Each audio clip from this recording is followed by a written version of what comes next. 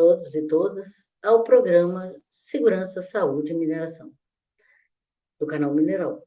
Estamos aqui, mais uma vez, falando um pouco sobre a NR22.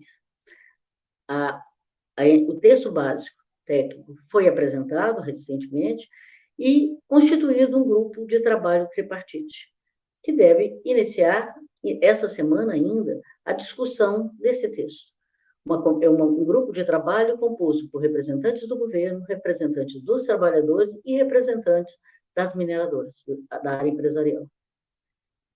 A CIPAMIN é uma das grandes conquistas que foi implementada, que foi garantida no texto que deu a NR22 em 1999.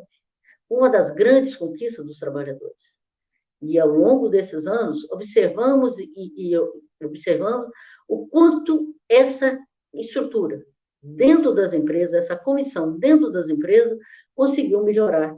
Né? Os trabalhadores, através da CIPA, a Comissão Interna de Prevenção de Acidentes na Mineração, a CIPAMI, conseguiram melhorar e muito as condições de trabalho em várias mineradoras, em vários locais de trabalho. A CIPA é uma criação da Organização Internacional do Trabalho e nasce com a OIT na década de 20. Recomendada para que os países adotassem essas comissões, o Brasil assume na sua reformulação na criação da CLT, mas gastou mais de 10 anos para regulamentar. Somente na década de 50 é que a CIPA é regulamentada. E com a criação da lei, né, do capítulo 5º da CLT, da revisão do capítulo 5º da CLT, em 1978, ele mantém essa questão da CIPA e traz algumas informações que ninguém nunca questionou. Ou fez uma interpretação bastante restritiva. Né? O artigo 164 da Lei 6.514, ele estabelece a obrigatoriedade da CIPA, diz que ela deve ter representantes da empresa, dos empregados, de acordo com critérios a serem adotados. E ela traz um subitem, né? Um parágrafo 5º, que diz que o empregador deve designar anualmente, dentro dos seus representantes, o presidente da CIPA, e os empregados, entre eles, o vice-presidente. Isso levou a um entendimento, e que é a prática hoje da CIPA em geral, de que a CIPA é uma comissão paritária, que ela tem o mesmo número de representantes do empregador e o mesmo número de representantes dos trabalhadores. Então, o vice é o representante dos trabalhadores e o presidente é indicado pelo empregador. Na discussão da NR22, em 1999, alguém levantou e falou, mas não está escrito em lugar nenhum que ela é paritária. E isso, pensando que uma norma setorial, uma norma importante de um setor extremamente perigoso, insalubre, e com alto risco de acidente de trabalho, infelizmente isso vem se comprovando ano a ano, a CIPAMIN nasce com um perfil, de uma forma diferente. A CIPAMIN, ela só tem o presidente e o seu suplente como indicados pelo empregador. Todos os outros representantes, todos os outros membros da CIPAMIN, são eleitos pelos empregados, pelos seus pares. Isso é importante porque ela traz uma outra conotação.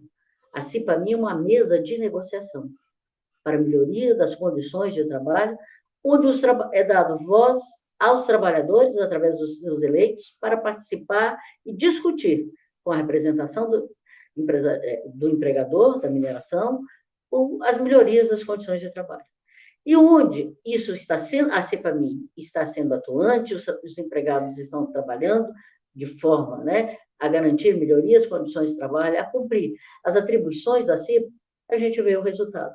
Os dados, a queda de número de acidentes, a melhoria dos ambientes de trabalho, a diminuição dos incidentes tem sido algo muito importante. A CIPAMIN, ela tem um papel fundamental de fiscalizar, de exigir o cumprimento da NR22 e de outras normas aplicáveis à mineração. Exigir, né, que as normas sejam aplicadas, de dar sugestões para a melhoria das condições de trabalho. E a gente vê muito sugestões que, inclusive, não só melhora as condições e a segurança dos trabalhadores, mas evita prejuízo para a empresa. Então, assim, para mim, ela tem esse papel. Uma outra grande diferença é porque hoje a CIPA ela é aberta. As pessoas que se candidatam, de qualquer setor, de qualquer parte da empresa, e são votados por todos os trabalhadores daquela empresa. Na CIPAMI, não. Ela tem uma diferença. Os trabalhadores que vão participar da CIPAMI serão aqueles dos setores de maior risco, dos setores onde, né, a gente tem a maior incidência de acidente, ou que a própria atividade em si já tem um risco ali declarado. E quem escolhe e quem indica esses setores, né, é a CIPAMI. É a CIPAMI que vai criar, né, quais os setores que devem compor a ter representantes na comissão. É lógico que a CIPAMI, os membros da CIPAMI, não vão dizer se é A, B ou C, eles vão basear em vários dados.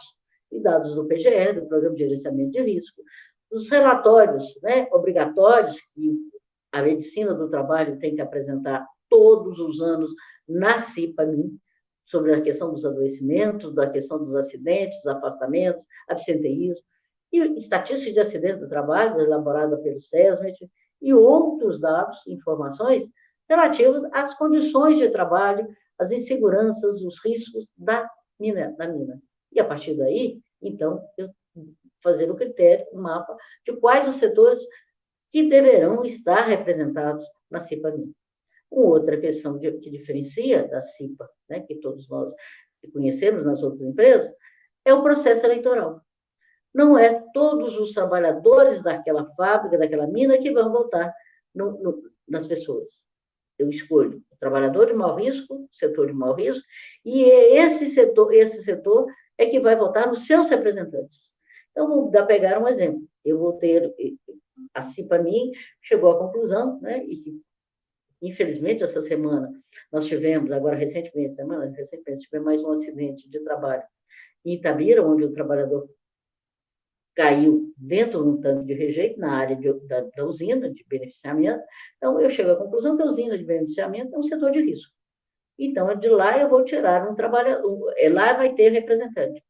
Os candidatos, né, daquele setor, daquela área, não serão votados por todos os trabalhadores daquela mina. Eles serão somente os trabalhadores da planta de beneficiamento, da usina de beneficiamento, é que vão votar nesses trabalhadores. Assim como se eu tiver candidatos, né, e foi definido que a área de detonação, a área de escavação, a área da manutenção, se eu tiver ali, manutenção é um setor de risco, só os trabalhadores da manutenção que vão escolher seu candidato.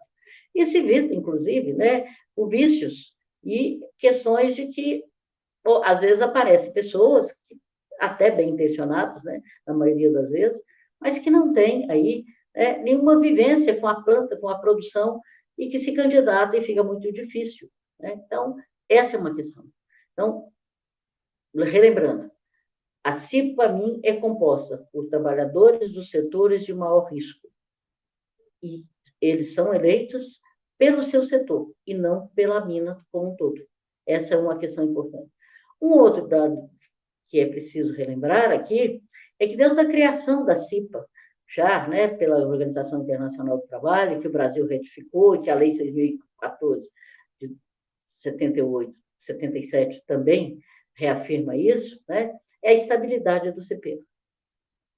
Até então, né, inicialmente, até então, se falava muito da estabilidade do membro efetivo, do representante efetivo da CIPA, do trabalhador efetivo na CIPA. Nesse período, várias decisões começaram a ser discutidas a questão do suplente. O suplente também tinha estabilidade. E essa estabilidade do suplente, ela se consolida na Constituição de 88. Então, o representante do trabalhador, os representantes dos trabalhadores na CIPAMI, na CIPA, eles têm estabilidade igual de dirigente sindical, ou seja, durante o seu mandato, que é 1 ano, e 1 ano após o término do mandato. E isso vale para o efetivo como para o suplente. Então, todos os trabalhadores eleitos para participar da CIPA, que estão efetivos e suplentes, têm estabilidade garantida durante todo o seu mandato e também durante 1 ano após o término desse mandato. Isso é importante para dar uma garantia, né, para garantir mais segurança a esses trabalhadores, para que eles possam manifestar representando de fato os seus trabalhadores. A empresa, né, deve dar condições para que os membros da CIPAMI atuem. ela deve criar, a CIPAMI vai fazer um programa de trabalho, e esse programa de trabalho, a empresa é obrigada a dar estrutura, condição, não só concordo, façam, mas também condições financeiras e outras estruturas para que essa CIPAMI funcione. Isso é importante, porque não basta apenas eu dizer que eu concordo, acho lindo, maravilhoso, mas não dou condição para que os representantes funcionem. A CIPAMI, tem esse papel fundamental. É um órgão de fiscalização também, né, do PGE, do Programa de Gerenciamento de Risco, do programa do PCO, e de outros programas adotados pela empresa. A gente tem hoje a questão das análises econômicas e outros programas. Cabe a CIPAMI cobrar. Também, uma outra questão importante é o mapa de risco. O PGR e todas as normas, né, o mapa de risco é o sentimento, é o que os trabalhadores acham que ali é risco.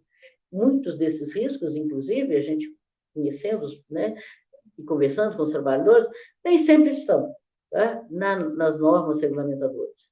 Mas os trabalhadores que vivenciam aquele risco, que estão lá e que sofrem os danos daqueles riscos, daquelas condições de trabalho, percebem e apontam. Então, não posso dizer... Então, a CIPAMI, ela vai elaborar um mapa de risco de toda a área, de todos os setores da mineração, e esse vai encaminhar para o empregador e para o SESMIT, o Serviço Especializado de Segurança e Medicina do Trabalho. E isso, elas vão... Em PGR, em PCMSO, ele tem que levar em consideração esse mapeamento, esse sentimento que os trabalhadores têm dos riscos, essa percepção dos riscos. É importante a gente relembrar uma frase antiga da reforma sanitária italiana, que ninguém conhece melhor o seu ambiente de trabalho que os próprios trabalhadores. Tem especialistas, tem profissionais muito competentes, mas que não conhecem, não estão lá na frente de trabalho, não estão na produção, não vivenciam o dia a dia, e muitas vezes esses riscos são quase que invisíveis para esses profissionais que fazem inspeção, mas que não estão lá no dia a dia, que não percebe a pressão, né? Não percebe a pressão da produção, que não percebe aquela máquina, aquele barulho, aquele parafuso que está solto, que vive caindo, não percebe, né, aquela questão da sinalização, que mesmo dentro de padrões recomendados, ali naquele caso ela não se aplica. A CIPAMI deve ter um programa de inspeção, de auditoria e acompanhar, né, toda essa questão. Ela deve fazer um cronograma de trabalho para ser acompanhada, para executar, e deve negociar esse cronograma de trabalho com o empregador. E aí entra, dentro desse cronograma de trabalho, uma outra questão que é muito importante: o treinamento dos cipeiros, o treinamento dos membros da CIPAMI. Esse treinamento, quem define como vai ser feito é a CIPAMI. Quem vai fazer? O SESMIT da empresa? Pode. Mas se eu quiser que o sindicato, e se o sindicato tiver condição, se o sindicato dos mineiros tiver condição de administrar o curso, também pode. Então, a gente tem experiências aqui onde o sindicato ainda não ministra o curso todo, mas participa efetivamente dos cursos do setor, como, por exemplo, o metalúrgico. E isso traz uma nova visão, uma área crítica, uma visão crítica das condições de trabalho, um novo olhar para os trabalhadores. Então, a CIPAMI, ela define como vai ser e quem vai ser, como vai ser o curso, quem vai dar esse curso. Eu tenho as matérias, eu tenho os tópicos, mas é a CIPA que bate o martelo de como é que vai ser esse curso. A NR 22, ela regulamenta a carga horária, mas ela diz que o curso deve abordar principalmente os riscos daquele setor, daquela mineração. A gente sabe que cada mineração tem riscos que são comuns para todos, mas tem seus riscos específicos. Ela tem que abordar os tipos de adoecimento que tem ali, as doenças profissionais que aquele processo pode causar, ou causa. Isso aí tudo é importante a gente pensar. E aí eu devolvo para vocês. Como anda a CIPAMI da empresa que vocês trabalham? Como anda a CIPAMI dentro das mineradoras que vocês conhecem? Estão funcionando? Se não estão, o que é que nós podemos fazer para garantir um bom funcionamento e que a CIPAMI cumpra o seu papel de garantir melhoria das condições de trabalho dos trabalhadores mineiros dos trabalhadores ali da mineração, de garantir, de realmente fazer uma prevenção de acidentes e doenças do trabalho. Vamos começar a refletir e ver como está a CIPAMI, que você conhece, que você participa. Ela cumpre, ela atua como está previsto na NR22. Isso é muito importante. Voltamos a conversar depois sobre essa CIPAMI. Acompanhe toda a evolução e a discussão do texto básico técnico da NR22 e defendam que a gente deve continuar a ter a CIPAMI, uma CIP específica da mineração, uma norma setorial. Obrigada a todos, até o próximo programa.